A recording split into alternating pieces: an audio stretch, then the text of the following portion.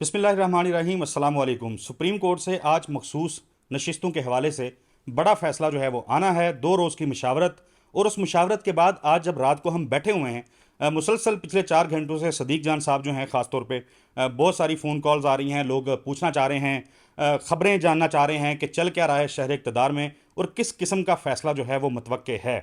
वसीम मलिक साहब जिस किस्म की रिपोर्टिंग कर रहे हैं, आप लोग सब लोग वाकिफ़ हैं। दोनों से आज तफसीली इस मामले के ऊपर हम गुफ्तगू करेंगे। सुप्रीम कोर्ट का मुमकिन फ़ैसला क्या हो सकता है, क्या इसके असरात होंगे। सदीक जान साहब, सबसे पहले तो आप बताएं, गन एंड कंट्री क्लब, मैंने सुना फ़ोन कॉल के ऊपर आपको किसी ने कहा कि मैं वहाँ पे वॉक कर रहा हूँ। कौन था और क्या चल रहा है कि जजेस जो हैं उनको तलब किया जा रहा है, जजेस राब्ते में नहीं आ रहे, मेरे राब्ते में नहीं आ रहे। यार चौधरी साहब, ये बड़ा नुकसान है। आप मोबाइल भी वो लेना पड़ेगा जिस मोबाइल की आवाज़ जो है ना वो बाहर मुकम्मल तौर पे ना आ रही हो। जी। लेकिन खैर अभी ये फ़ायदा ज़रूर हुआ है कि वो जो आपने जो बातें की ना, इससे एक बात साबित हो गई कि सारी बातें बाहर नहीं आ रही थी। हाँ। आप मुकम्मल तौर जी जी पे शुक्र है वो बातें आप नहीं सुन पाए। जी। ये जो देखें, असल में ना मसला ये है चौधरी साहब कि ये काजी फाइज़ साहब ने ना इस मामले को इतना डिले कर दिया और इतना मशकूक बना दिया है कि अब हर तरफ जो क्या सराइयाँ हैं, दावे हैं, इल्ज़ामात हैं, वो हो रहे हैं। ज़ाहिर है उनको आप रोक नहीं सकते। अब ये जो गन एंड कंट्री क्लब वाली आप बात कर रहे हैं ना, तो ये कॉल पे जो बात बताई जा रही थी, आप सोर्स ना पूछ लीजिएगा क्योंकि आप खुद एक नहीं, क्योंकि जर्नलिस्ट। मैंने सुना कि मैं खुद आ रहा हूँ सदीक जान, अच्छा। तो मैं बड़ा मतलब मैंने सोचा कौन हाँ, वो शख्सियत है। उन्होंने मुझे ये बताया कि मैं खुद वहाँ पे था और मैंने वहाँ पे देखा कि काजी फाइज़ साहब जो हैं वो वॉक कर रहे थे। उनको मतलब वो कहते हैं कि मुझे ये लगा कि वो काजी फाइज़ साहब हैं, दूर से मैंने देखा अच्छा। कि काजी फाइज़ साहब वॉक कर रहे हैं और उनके साथ कोई और भी शख्सियत थी वो वॉक कर रही थी। लेकिन जो सा मसला ये है कि ये जब इस तरह की सिचुएशन आ जाती है ना, तो फिर क्या सराइयाँ भी होती हैं, इल्ज़ामात भी होते हैं, दावे भी होते हैं। जी। अब ज़ाहिर है जिसने मुझे कॉल करके बताया। अच्छा, एक बात और मैं आपको बता दूं, कई बार ना ये होता है कि हमारे पास हम कई चीज़ों को इग्नोर कर देते हैं लेकिन बाद में वो खबर दुरुस्त साबित होती है। मैं आपको 2 मिसालें देना चाहता हूँ। मुझे इमरान रियाज खान साहब को जिस दिन ये अभी जब गिरफ़्तार हुए, इससे पहले जिस रात इमरान भी गिरफ़्तार हुए ना, तो मुझे एक नंबर से मुझे एक ट्विटर अकाउंट से मैसेज आता है। और मुझे कहा जाता है कि प्लीज़ अपना व्हाट्सएप दें, आपको कुछ इन्फॉर्मेशन देनी है।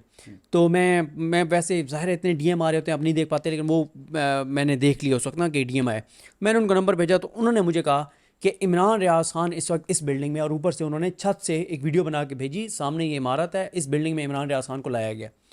तो मैंने एतबार नहीं किया। मैंने फिर भी इमरान भाई की वहाँ जो टीम थी, उनके जो लोग सारा देख रहे थे, मैं इस्लामाबाद था, वो लाहौर थे, मैंने उन्हें वो वीडियो भेज दी। मैंने कहा यार मुझे किसी ने ये भेजी है कि वो अगले दिन पता चला कि वो खबर दुरुस्त थी। इसी तरह से एक और मामला था, उसमें भी किसी ने इन्फॉर्मेशन दी, वो दुरुस्त साबित हुई। तो कई बार हमारे लिए मुश्किल हो जाता है चीज़ों को वो करना। अब एक बंदा मुझे कॉल करके कह रहा है कि गन एंड कंट्री क्लब में मैं था, मैंने मेरे सामने देखा कि काजी साहब और उनकी मिसेज़ वॉक कर रही हैं, साथ कोई और बंदा आया। और फिर ज़ाहिर है लोग जिस तरह की बात करते हैं कि जी मोबाइल, अब ज़ाहिर है एक बंदा कह रहा है कि मैंने दूर से देखा, फिर वो ये भी कह रहा है कि मोबाइल वगैरह उन्होंने साइड पे रखे और फिर वो वॉक कर रहे थे। अब ज़ाहिर है ये इस तरह की बातें, मैंने आपको बताया कि ये कब बातें होती हैं, जब इस तरह की चीज़ें होती हैं, मशकूक जो काजी साहब कर रहे हैं, ठीक है। तो क्योंकि अब देखें, फिर इसी तरह से ना, क्योंकि ज़ाहिर है हम पिछले 4-5 घंटे से ज़रा बैठे हैं, डिस्कशन यही चल रही है, और फिर वसीम मलिक साहब की भी मेहरबानी है। और मेरा ख्याल है कि ये पहली बार मैं वसीम मलिक साहब के साथ किसी जी वीडियो में जी बैठ जी रहा हूँ, जी। तो ये बड़ी मेरे लिए उन्होंने तरला डाला है, इनका क्या है। मेरे लिए सादत है।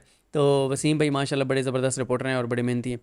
अच्छा, अब ना मुझे किसी ने एक मैसेज फॉरवर्ड किया, और वो मैसेज उनको किसी ने भेजा हुआ था 8:25 पे कि तमाम जजेस को फिर काजी फैसल साहब ने तलब कर लिया। ठीक है।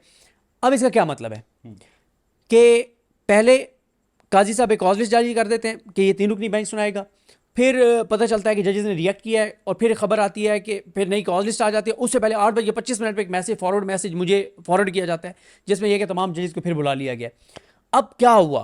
क्या ये जो जजेस को बुलाया गया इसलिए बुलाया गया था कि वो जजेस ने रिएक्ट किया कि आप 3 जज क्यों बैठ के सुना रहे हैं, फुल कोर्ट क्यों नहीं बैठ रही, इसके ऊपर उनको एतमाद में लेना था या बात करनी थी, या काजी साहब जो है वो अब को थोड़ा सा पीछे हट रहे हैं और चाह रहे हैं कि मुतफिका तौर पे फैसला आ जाए, या अचानक कोई चीज़ ऐसी हुई है कि एक जज काजी साहब ने तोड़ लिया है और दोबारा कोई उसमें मतलब चीज़ें करके और वो की जा रही हैं। मतलब अब नहीं पता ना कि क्या है। और ये सारी चीज़ें मशकूक बनी काजी साहब के अपने कंडक्ट की वजह से। वो काजी फाइज ईसा जो नून लीग पीपल्स पार्टी इस निज़ाम के हक़ में हर फैसला, पीटीआई के अगेंस्ट हर फैसला चंद मिनट में महफूज फैसला सुनाते रहे हैं, अब वो 3 दिन बाद वो फैसला सुनाने जा रहे हैं, और वो भी इतने मशकूक अंदाज से कि अच्छा, ये 2 रोज़ तक मुशावरत होती रही है, ज़ाहिर है ये वसीम से मैंने जानना है, लेकिन उससे पहले जो कॉल आपको आई थी, उसी कॉल के अंदर एक आवाज़ जो मैंने सुनी, जो मैं समझ सका कि कराची के कुछ जज हैं, उन्होंने धोखा दे दिया, या कराची के किसी साथी ने धोखा दे दिया। इस मतलब ये गुफ्तगू इस किस्म की आई, तो ये धोखा किसको मिला है, किसने दिया है, इस बारे क्या कोई हतमी चीज़? वो उसमें जो क्योंकि अच्छा होता ये है कि मेरा तो एक है कि जब आपको ख़बर की तलाश होती है तो फिर आप बैठ के हर नंबर जो आप मुमकिन तौर पे आपको कहीं से खबर मिल सकती है, आप उस नंबर पे कॉल करते हैं, कहीं से कुछ मिल जाए, कहीं से कुछ मिल जाए, ऐसा आपको पता है पूरे पाकिस्तान की नज़रें इस चीज़ पे। तो मैंने एक शख्सियत को फ़ोन किया, मैंने कहा जी आप क्या कहते हैं? तो उन्होंने कहा जी धोखा दे दिया है। मैंने कहा किसने? कराची वाली पार्टियों ने। मैंने कहा क्या मतलब? अब कराची के तो ज़ाहिर है मुनीब अख्तर साहब सिंध से, सिंध हाई कोर्ट से आए और कराची से, और उनके बाद फिर हसन नज़र रिजवी साहब हैं, और मोहम्मद अली मज़हर साहब हैं, और इरफान सादत साहब हैं। अब वो कहते हैं जी कराची वाली पार्टियों ने धोखा दे दिया। अब कराची वाली पार्टियों में जो धोखा दे सकते हैं काजी फाइज ईसा को, जो उनके मुताबिक धोखा है, काजी फाइज ईसा ग्रुप के मुताबिक धोखा है, वो धोखा तो ये है कि जी काजी साहब के साथ नहीं गए, आइन के साथ चले गए मोहम्मद अली मज़हर साहब और हसन नज़र रिजवी साहब। लेकिन दोबारा ये कह रहा हूँ ना कि ये अभी सिर्फ कोई आपको कॉल पे कह रहा है तो आप उसको काउंटर चेक भी नहीं कर सकते ना, कि मैं किसी जज को कॉल करके पूछूंगी सर ये बात दुरुस्त है, नहीं है मुमकिन ना। और इरफान सादत साहब, अगर इरफान सादत साहब या अमीनुद्दीन खान साहब, कल आपने आना है इधर वीडियो करने के लिए, कल अगर ये वसीम मलिक साहब के साथ, क्योंकि आपको पता है हमारी बहस भी चलती रहती है, अगर इरफान सादत साहब और अमीनुद्दीन खान साहब में से कोई एक काजी साहब को छोड़ गया और आइन के साथ चला गया, तो मैं हाथ जोड़ के वसीम मलिक से माफ़ी मांग लूँगा, ठीक है, कि मैं गलत था। क्योंकि मैं ये समझता हूँ कि काजी फाइज ईसा साहब जब बिल्कुल अकेले रह जाएंगे ना, मतलब उनके साथ कोई एक जज अगर रह जाएगा ना, तो वो एक जज जस्टिस अमीनुद्दीन खान होंगे, ठीक है। अगर कोई 2 जज रह जाएंगे उनके साथ, तो वो दूसरे इरफान सादत साहब होंगे। अगर ये इन 2 में से कोई छोड़ गया ना काजी साहब को, फिर मैं हाथ जोड़ के कहूँगा कि जी मेरी माफ़ी है, ठीक है। बिल्कुल ठीक। और फिर ज़ाहिर है ये भी इतलात आ रही थी कि कुछ जजेस राब्ते में नहीं आ रहे, उनसे राब्ते की कोशिश की जा रही है और वो राब्ते में नहीं आ रहे, तो चीज़ें चलें, 2 रोज़ तक। आखिरी जी। एक बात और, जी।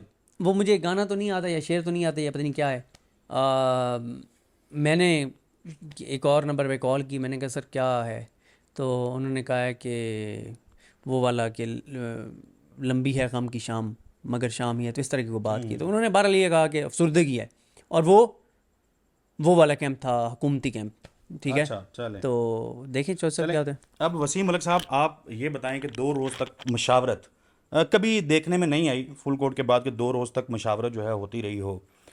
फिर उसके बाद बहुत किस्म की, बहुत तरह की क्या सराहियाँ जो हैं वो ज़ाहिर है जारी हैं। मुख्तलिफ लोग ट्विटर के ऊपर आके सोशल मीडिया प्लेटफॉर्म्स पे मुमकिन फ़ैसला जो है वो बता भी रहे हैं। ज़ाहिर है हम उसका वेट करेंगे कि फ़ैसला कब आना है।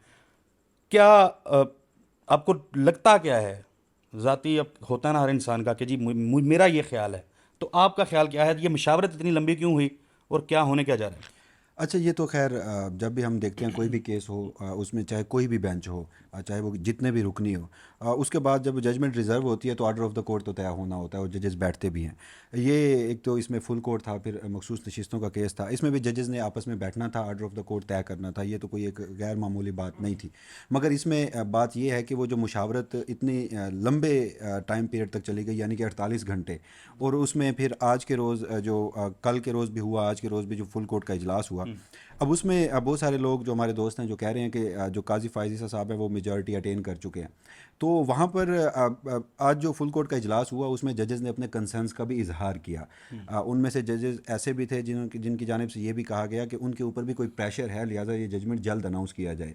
और फिर बात यहाँ तक भी पहुँच चुकी थी कि कहा जा रहा था, जो चीफ जस्टिस काजी फाइज ईसा साहब के कैंप के लोग थे, उनके बारे में कहा गया कि अगर वो जजेस क्लियर नहीं हैं अपने फ़ैसले में, वो फ़ैसला तय नहीं कर सकते, तो फिर जो जजेस क्लियर हैं जिन्होंने तय कर लिया है फिर वो सुना देंगे। और फिर ये भी इतलात थी कि जब कमेटी रूम में ये सारी मुलाकात हो रही थी, आर्डर ऑफ द कोर्ट के सिलसिले में, तो वहाँ पर चीफ जस्टिस काजी फायज ईसा साहब बरहम भी हुए, उनकी किसी से तलखी हुई, तो वो जो आवाज़ें थीं वो बाहर जो सिक्योरिटी स्टाफ था या अदालती अमला था उसने भी सुनी। तो अगर काजी फायज ईसा साहब मेजॉरिटी अटेन कर चुके हैं तो वो इस कदर फ्रस्ट्रेटेड क्यों हैं? सवाल तो पहला ये बनता है। और दूसरा जो सिद्दीक जान साहब ने बताया कि वो जो 8:30 बजे जजेस को बुलाया गया, तो आज के रोज़ आर्डर ऑफ द कोर्ट तय हो चुका था और उसके बाद शायद कोई एक और अटैम्प्ट की गई हो, क्योंकि इतलात हमारी ये भी थी कि कल ऑर्डर जब अनाउंस किया जाएगा उससे पहले भी शायद एक मीटिंग तलब की जा सकती है। तो फिर 8:30 बजे जैसे सिद्दीक जान साहब खबर दे रहे हैं तो उसके मुताबिक मीटिंग भी तलब कर ली गई। मगर सवाल ये नहीं है जो आपने पूछा कि आपकी असेसमेंट क्या है।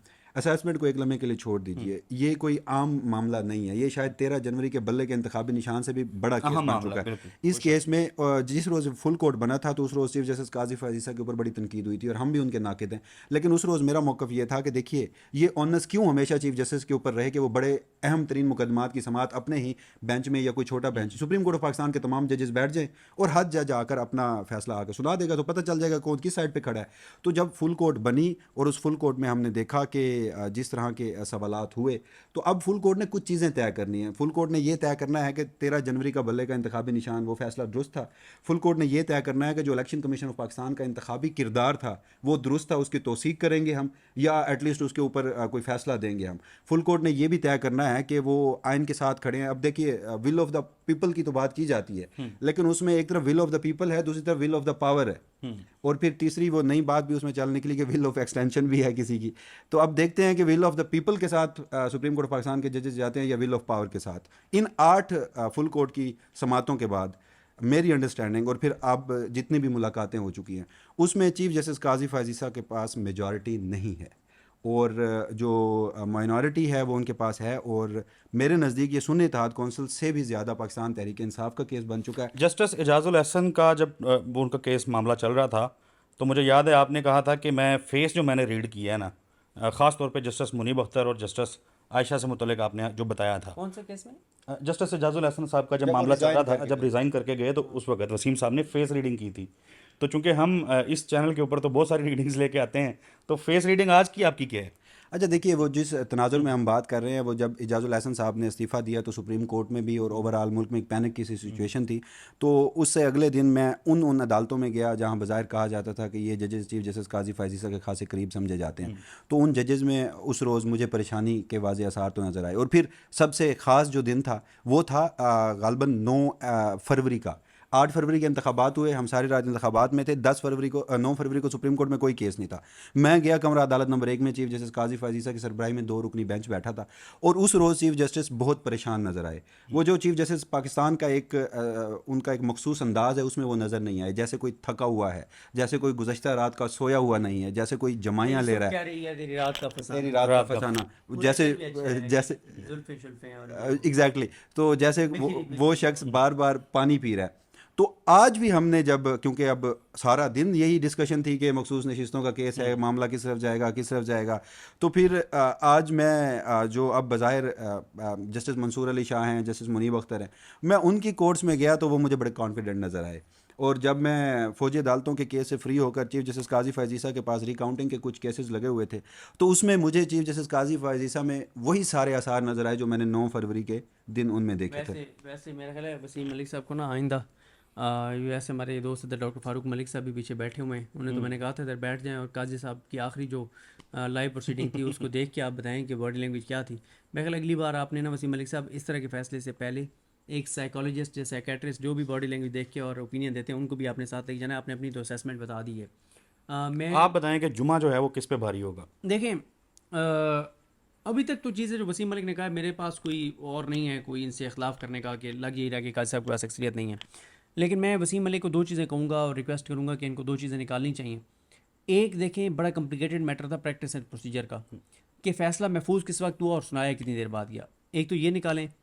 दूसरा निकालें जो बल्ले वाला मामला था, उसमें एक चीज़ तो पता है ना कि काजी साहब ने अपने अदालती करियर में पहला और आखिरी वो केस सुना था जो उन्होंने हफ्ते वाले दिन छुट्टी के दिन सुना था। छुट्टी की होती है हफ्ते इतवार को सुप्रीम कोर्ट की। वो रात कितने बजे फैसला महफूज हुआ और कितने बजे सुना दिया गया। ठीक है, ये 2 चीज़ें निकालें ताकि पता चले ना कि ये दोनों भी कॉम्प्लिकेटेड केसेस थे, इसमें कितनी देर महफूज रहा फैसला और कितनी देर में सुना दिया गया। क्योंकि प्रैक्टिस एंड प्रोसीजर में भी तो इतनी कॉम्प्लिकेटेड मामला थे और मतलब 6 चीज़ें थी उसमें कि ये आइन के मुताबिक है नहीं है, माजी से इतलाक अपील का हक देना नहीं देना, माजी से इतलाक होगा नहीं होगा, फलां होगा नहीं होगा, वकील चेंज करना, ये वो सारा ये चीज़ इतनी कॉम्प्लिकेटेड। तो एक चीज़ उसमें देखें ना कॉम्प्लिकेटेड, अब हम भी बैठकर यहाँ पर कॉम्प्लिकेशन कहाँ थी। 10-5 की अक्सरियत से चीफ जस्टिस काजी फायजीसा ने वो फैसला सुनाया। चलें अपील के मामले पर थोड़ा सा उसमें डिफरेंट था, जैसे या अफरीदी का व्यू हो या एक और जज साहब थे। तो जब आपके पास अक्सरियत होती है तो फिर वो मामला पेचीदा नहीं रहता, फिर आप जाते हैं, जजेस बैठते हैं, order of the court 2-4 question he frame करने होते हैं, कौन सा जज किस तरफ खड़ा है। तो यहाँ पर जो चीफ जस्टिस काजी फायजीसा साहब के ऊपर बज़ाहिर इल्ज़ामात लग रहे हैं, और वो ये भी थे कि वो जजेस को जब मैनेज किया जा रहा हो तो फिर ये मामला, चलें ये भी उनकी बड़ी मेहरबानी है। सबसे बड़ी खबर ही यही थी कि फैसला सुनाया कब जाएगा। तो अब कल के बाद तो मेरे ख्याल में जजेस भी अवेलेबल नहीं होंगे फुल कोर्ट के, गर्मियों की छुट्टियां आ गई हैं। तो चीफ जस्टिस काजी फायजीसा से मुझे तो कोई उम्मीद नहीं थी कि शायद गर्मियों की छुट्टियों के बाद ही ये फैसला कहीं ना आकर सुनाएं। हाँ बिल्कुल, काजी साहब का मसला यही है ना कि वो ओपन कोर्ट में बैठ के मोस्टली ऑर्डर्स डिक्टेट करवाते हैं। और पता है क्या करते हैं, सॉरी पता है क्या करते हैं, जब ऑर्डर डिक्टेट करवाते हैं ना, फिर इधर उधर देखते हैं, फलां साहब, मतलब किसी वकील को, फलां साहब देखा ना, अब वो दौर गुजर गया है जब फैसले महफूज होते थे, अब ओपन कोर्ट में फैसले डिक्टेट। अच्छा, इस दौर में जो चीज़ें हम लोगों ने देखी हैं ज़ाहिर है वो बहुत सारी ऐसी हैं जो पहले कभी नहीं देखी। सिद्दीक जान साहब, इस फैसले के पाकिस्तान की सियासत पर ज़ाहिर दोरस असरात जो है मरतब होने हैं। जो फेयर है, फेयर ऑफ पीटीआई कह लें, लोगों का जो फेयर है, बहुत सारे, मैं अच्छा बाहर आज ऐसा ये फैसला है कि अभी खाना खा रहे थे हम, तो जो हमारा वेटर था वहाँ पे होटल पे, वो उसको पता है, ज़ाहिर है वसीम साहब को जानते हैं लोग, तो उसने आके पूछा यार अब क्या फ़ैसला है। वो बड़ा कंसर्न था, तो हर बंदा कंसर्न है।